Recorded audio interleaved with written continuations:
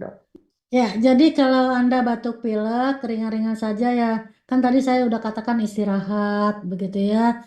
Dan biasanya demam, segera minum pereda demam, dan kalau hilang, jadi kemungkinan untuk mengatasi dehidrasi banyak minum, ya, makan yang cukup, ya, sering, dan kalau perlu minum vitaminnya. Tujuannya cuma satu sebetulnya, menjaga sistem imun tubuh atau meningkatkan imunitas tubuh.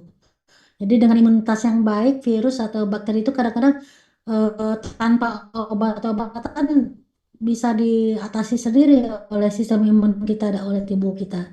Begitu ya. Baik, Prof. Selanjutnya dari Devendra. Oke, kapan kalau harus Baik. sebentar, Dr. Elizabeth, ini Oh kapan iya, Kak. waspada harus memeriksakan diri